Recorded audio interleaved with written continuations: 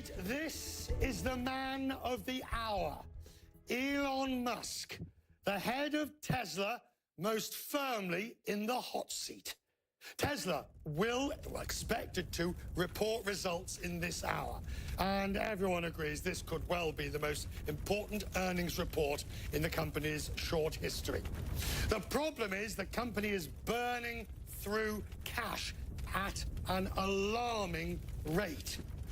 Money is just being poured out into Tesla making the new models.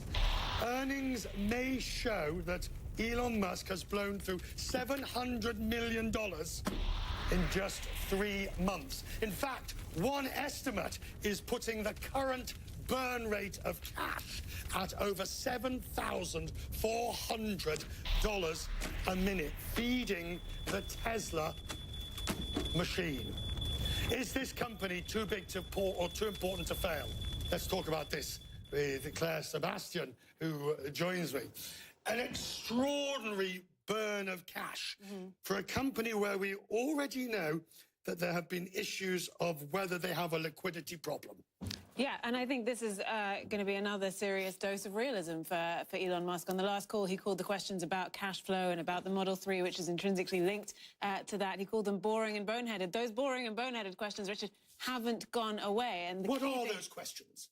What are the issues? So Elon Musk has made the bold statement that he thinks they'll be profitable and cash flow positive by the third quarter, so the next quarter. I think people are going to be looking to see how close he's got, especially since by the end of June, they reached that critical Model 3 target of 5,000 cars a week. People are going to be looking to see how sustainable that is and how expensive that was. There have been reports that he's been drafting in staff from all across the company, putting people up in hotels. I think the ramp up itself is extremely expensive, not to mention servicing the existing debt, not to mention other investments like this factory in China that he wants to build. So I think people are really looking at exactly how much cash they're going to have. And then there's this whole question of how popular the cars are and whether some Model 3 owners had been asking for their deposits back or whatever. Right, the problem there is that the really, well, it's not really cheap, but the cheapest version at $35,000 isn't available yet. And that people have been waiting for that for a while. And not available because of production problems? Or no, not available because they've decided to put the slightly more advanced cars with a few more features. I think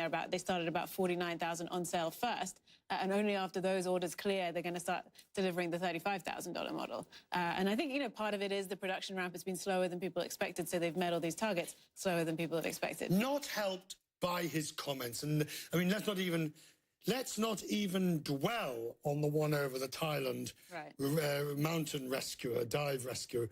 Let's not worry about that one. But his tenor and tone as regards criticism is what has investors worried.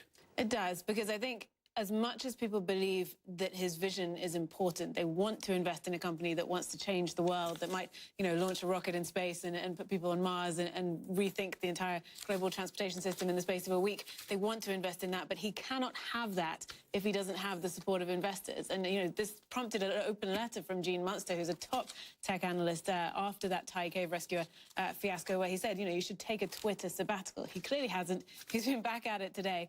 But Gene Munster said...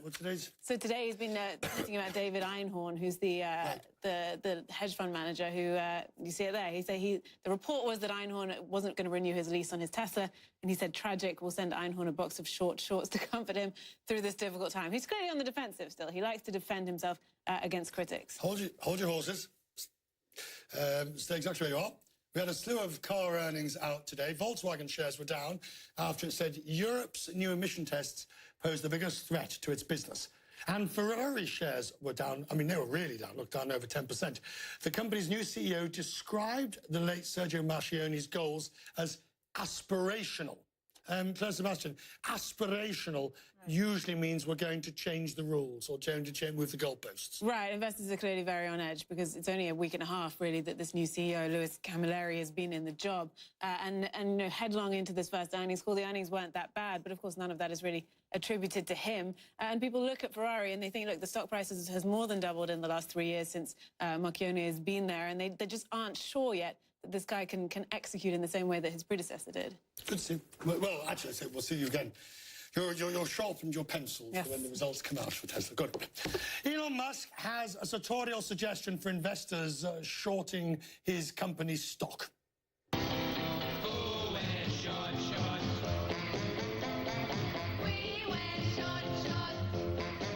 Yes, shorts for short sellers. And as Claire was pointing out, Elon Musk was responding to a report about Greenlight Capital President David Einhorn giving up the lease on his Tesla. He says problems with the car's touchscreen and windows are getting worse. He also questioned Tesla's long-term health. It was questions about Tesla's financial health that set off Musk in the first place on the last earnings call. So where specifically will you be in terms of capital requirement? Next. Boring bonehead questions are not cool. Next. Of the reservations that actually opened and made available to configure, can you let us know like what percentage have actually taken the step to configure? We're going to go to YouTube. Sorry. These questions are so dry. They're killing me. So this is who Elon Musk went to next. You might call Galileo Russell a Tesla superfan. He runs a YouTube channel devoted to news about Tesla, and he's a shareholder too and joins me now. You got the privileged question, and if rumor is right, you will get a question in this earnings call too. So what will you want to know if you're called upon? Yeah, well, I'm not sure if I'll get the chance to ask a question this earnings call, but if I do, I've been compiling a bunch of questions from the retail shareholders, going on the call, trying to represent, what they're wondering about. A few of the things on the top of my mind that I've heard a lot of other shareholders be curious about would be more details surrounding the Chinese Gigafactory, the production location of the Model Y and the Semi, additionally, any updates on the fully autonomous coast-to-coast drive. And so those are just a couple of things I'm going to be thinking about. Are you not interested, or perhaps more interested in, as other analysts and might legitimately be, in the exact financial performance of the company, which if it is running out of cash, it would be a very serious problem indeed?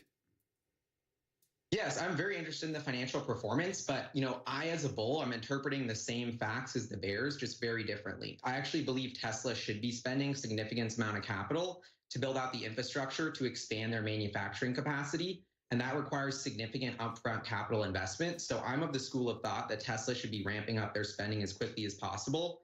I'm expecting them to lose about $700 million on a GAAP operating income basis this quarter, just as they're investing in the Model 3. But I think a lot, far too much attention gets paid to their cash flow. I think Tesla could raise capital if they really needed it. So I think these concerns about bankruptcy and illiquidity are way overblown. The constraint on growth isn't capital. It's actually the ability to grow a manufacturing operation faster than 100%. Right. But the problem about that growth rate. So I think it's the problem is, it has been.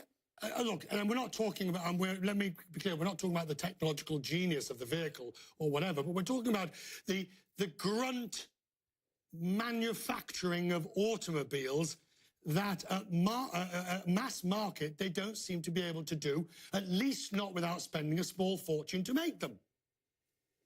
Yeah, let's talk about mass manufacturing of autos. So, they're buying the robots up front to build the production lines to produce these cars. Every single time after Tesla's fully ramped the production of a vehicle, Model S and X, they've shown operating cash flow subsequently. I think we're about to see the exact same thing with Model 3. This is just how the business they're in works. They have to spend the money to build out the production lines. And I mean, if you look at Tesla's production capacity, they're about to more than double this year from over 100,000. I mean, they're getting in the ballpark of producing as many cars as companies like Jaguar. Right. I mean, the growth is just staggering here. And on Mr. Musk's personal ability to offend, whether it be analysts or others, it's not clever for a chief executive to annoy everybody in such a way, is it?